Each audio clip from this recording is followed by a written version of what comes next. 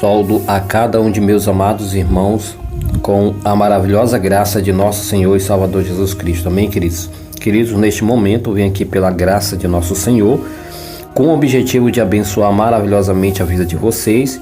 E neste momento, meus amados, eu abençoo vocês com a continuação dessa nossa série que tem por tema o fundamento da lei de Deus.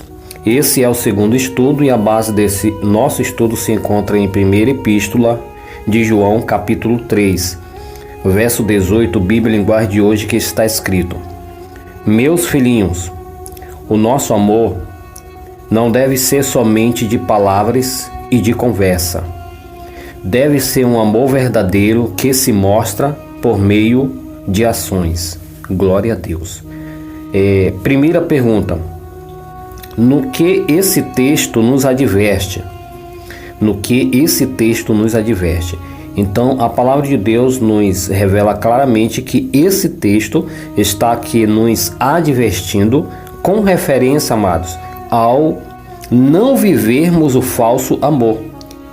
Então, esse texto, ele nos adverte a não vivermos o falso amor. É isso que realmente esse texto aqui está nos esclarecendo, né? Então, você vê que ele chama a nossa atenção a nós realmente que o nosso amor ele não venha ser somente de palavras e de conversa, olha aí, né? Mas um amor verdadeiro que se mostra por meio de ações. Então você vê que ele nos adverte a vivermos um amor verdadeiro, e não falso amor, certo? Então vamos lá. Segundo, o que isso significa? Então o que isso significa? Então vamos agora para o significado. Então Mateus capítulo 7, verso 21 ao 23, Tiago capítulo 1, verso 19 ao verso 25, Bíblia Linguagem de hoje. Então, na meditação ou na confirmação desses textos, nós vamos ter aqui uma resposta esclarecedora sobre este significado. Então, significa se importar apenas com o conhecimento da palavra de Deus e não com a prática desse conhecimento. Olha só, então essa advertência que esse texto nos traz.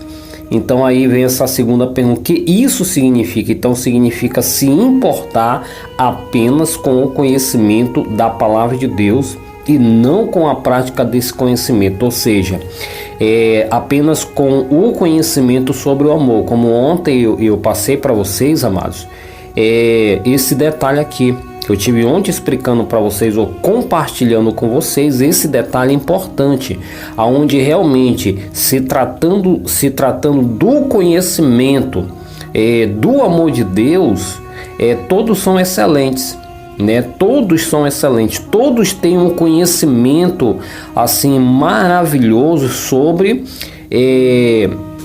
o amor de Deus, certo? Mas quando se trata da prática, já é totalmente diferente. Então já não é um número, já não é um grande número de pessoas que realmente se enquadram realmente dentro dessa palavra sagrada, porque nem todos realmente passam aí querer praticar esse conhecimento, praticar essa verdade fundamental da palavra de Deus, né? Então muitos apenas estão aí apenas se importam em ter conhecimento da palavra de Deus, em ter conhecimento das verdades divinas, mas não praticar essas verdades, certo, amados? Terceiro, o verdadeiro amor depende do quê? O verdadeiro amor depende do quê? 1ª Epístola de João 3, verso 18, João 13, verso 34, Bíblia Linguagem de hoje. Então, a palavra nos revela claramente que o verdadeiro amor depende da obediência à palavra de Deus. Então, o verdadeiro amor depende da obediência à palavra de Deus. Por isso que o verso de base desse nosso estudo chamando a nossa atenção, que o nosso amor não deve ser um amor de palavras e de conversa, olha aí, né? Mas um amor que é demonstrado por meio de ações, ou seja, esse amor ele é demonstrado por meio da obediência à palavra de Deus, certo, amados? Então, quando realmente nós obedecemos ao que está escrito na sua santa palavra, automaticamente nós passamos a viver este amor de Deus. Amém, amados? Vamos lá, continuando, quarta pergunta. Como se pratica esse amor? Como se pratica esse amor? Então, João, capítulo 3, verso 14 ao 17, Romanos, capítulo 5, verso 6 ao verso 10, Bíblia Linguagem de hoje. Então, na confirmação desses textos maravilhosos, nós vamos aí ter um entendimento que a palavra nos esclarece, que para vivermos esse amor, ou para praticarmos esse amor, é necessário nós imitar, né? Ou seja, é necessário ser imitador do Eterno no dar o seu Filho pela humanidade. Então olha que interessante. Então é necessário ser imitador, ou imitar o Eterno no dar o seu Filho pela humanidade. Então esses textos eles vão estar nos esclarecendo, amados, que realmente para nós vivermos ou para praticarmos este amor é necessário nós ser imitador do Eterno na questão aí do dar o seu Filho pela humanidade. Olha que interessante, entendendo um pouco mais, vamos aqui na questão da observação, de acordo com outros textos esclarecedores da palavra. Então, observação. Veja que o verdadeiro amor de Deus pela humanidade se manifestou não simplesmente na palavra dele, mas na atitude de dar o seu Filho como sacrifício pela humanidade pecadora. Olha que interessante. Então essa observação, ou seja, esse comentário se baseia em Romanos, né? Romanos capítulo 5, verso 8, Efésios capítulo 12, verso 4 e 5, e 1 Pedro capítulo 3, verso 18, e 1 Epístola de João capítulo 4, verso 9 e 10, Bíblia Linguagem de hoje. Então, querido, esse comentário eu tirei exatamente da junção de todos esses textos. Olha que interessante, né? Então, olha que maravilha. Então, o verdadeiro amor de Deus pela humanidade não se manifestou apenas realmente na palavra de Deus. Ou seja, simplesmente ele, para provar o seu amor, simplesmente ele apenas pronunciou, ou seja, apenas ele disse que amava a humanidade e simplesmente ficou nessa palavra. Automaticamente, segundo a palavra, não simplesmente ficou nessa palavra, mas realmente esse amor ele foi mostrado o quê? Na junção da palavra e na atitude do dar, né? Então ele quando ele pronunciou que amava a humanidade, ele automaticamente provou esse amor ao dar o seu Filho em sacrifício pela humanidade pecadora. Então essa é a prova real do verdadeiro amor de Deus pela a humanidade. Então veja o esclarecimento, amados, da palavra de Deus, certo, queridos? Agora, continuando na quinta pergunta, continuando entendendo um pouco mais, então diz assim a palavra, assim como a prova do amor de Deus pela humanidade se baseia no sacrifício de seu Filho, o que devemos fazer para provarmos que amamos a Deus? Olha que maravilha, olha que pergunta. Assim como a prova do amor de Deus pela humanidade se baseia no sacrifício de seu Filho, olha só. O que devemos fazer para provarmos que amamos a Deus? Agora, essa pergunta chama a nossa atenção agora a parte que cabe a nós. Deus ele fez a sua parte. Deus realizou né, a parte que cabia a ele com referência à humanidade, certo, amados? Agora, vamos aqui entender pela palavra a parte agora que cabe a nós. O que devemos fazer que estaremos provando que amamos a Deus, porque a prova que Deus nos amava, realmente Ele cumpriu, né? Então Ele provou o quanto nos amava. Agora é necessário nós provarmos o nosso amor a Deus. E o que é que temos que fazer para realmente provarmos esse amor a Deus? Então vamos. Temos aqui duas alternativas, amados, interessante. Então vamos lá. Então a primeira alternativa, nós devemos o quê? Devemos simplesmente crer no sacrifício de seu filho. Então, para provarmos que amamos a Deus, devemos simplesmente crer no sacrifício de seu amado filho. Então,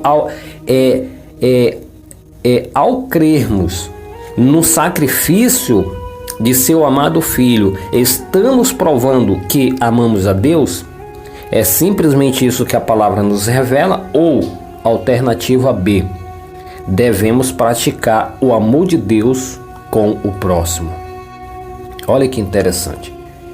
Então, alternativa A, devemos simplesmente crer no sacrifício de seu filho, ou alternativa B, devemos praticar o amor de Deus com o próximo, certo?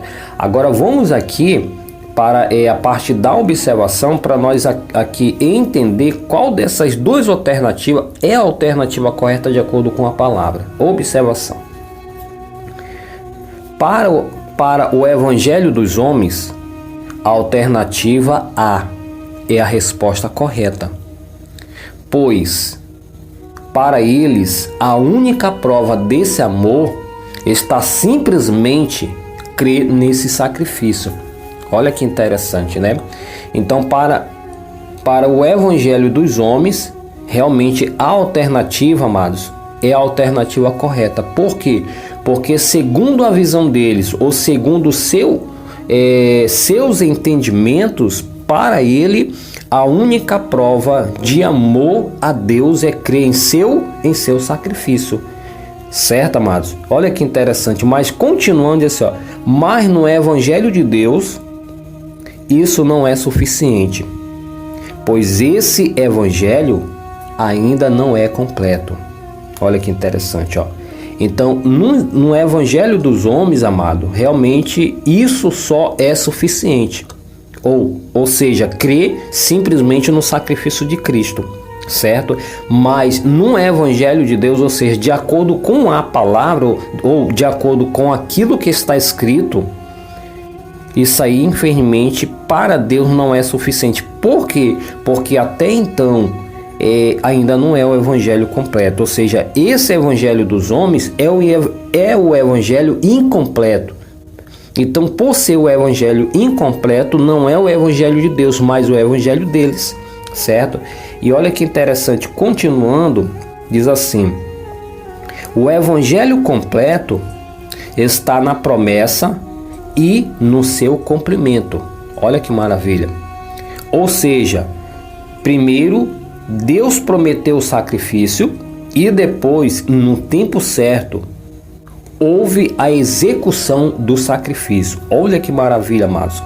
Lendo mais uma vez para vocês, Mas no Evangelho de Deus isso não é suficiente, pois esse Evangelho ainda não é completo, certo? O Evangelho completo está na promessa e no seu cumprimento. Ou seja, primeiro Deus prometeu o sacrifício e depois, no tempo certo, houve a execução desse sacrifício. Olha que maravilha. Então, amados, aqui está o Evangelho completo. Então, Deus primeiro ele prometeu que esse prometer, de acordo com a palavra de Deus, representa a palavra promessa, ou seja, quer dizer promessa, né? Então, primeiro Deus ele fez a sua promessa e depois, no tempo certo, essa promessa com referência a essa prova de amor, ela automaticamente foi o quê? Foi executada, ou seja, foi cumprida, né? Então, no tempo certo, essa promessa ela foi cumprida. Olha que interessante, né? Então, a prova do amor de Deus não permaneceu simplesmente na promessa de Deus, certo, amado? Mas ela foi concretizada no cumprimento desta promessa. Olha que maravilha, você está vendo agora? Veja o entendimento que a palavra de Deus ela nos esclarece. Então, por isso que realmente é simplesmente crer num sacrifício de Cristo, né, ainda não é o suficiente, ou seja, não é ainda o evangelho completo, mas ainda é o evangelho incompleto, certo, amados? Porque o evangelho completo, ele está o quê? Exatamente na base, se baseia na base da promessa e do cumprimento desta promessa. Que é, voltando aqui um pouco mais, o que nós relatamos mais atrás, que realmente tratando com referência ao verdadeiro amor. Então, o verdadeiro amor, ele não se baseia simplesmente na palavra, certo, amado? Mas ele se baseia na atitude. Então, é palavra e atitude. Então, é a junção dessas duas coisas. Primeiro, a palavra, e segundo, obediência a essa palavra. Tá vendo, querido? Então, primeiro a palavra e segundo, obediência a essa palavra. Então, na junção da palavra e obediência está aí o verdadeiro amor, a manifestação do verdadeiro amor de Deus. Agora, a base desse comentário aqui que eu passei aqui para vocês se encontra nos textos da Escritura. Então, vamos lá. Isaías capítulo 53, verso 1 ao 12. 1 Pedro capítulo 1, verso 10 ao 12. Romanos capítulo 5, 6. Efésios capítulo 2, verso 1 ao verso 5. Traduções de Bíblia, Almeida Corrigida Fiel e na linguagem de hoje. Então, amados, com certeza creio de coração que o Senhor Jesus já nos abençoou com um pouco mais de esclarecimento. Creio que vocês entenderam até aqui este momento essa pequena parte de entendimento que Jesus queria realmente revelar para nós neste momento. E com certeza estarei esperando amanhã vocês, se o Senhor me conceder a oportunidade para continuar no terceiro estudo. Amém.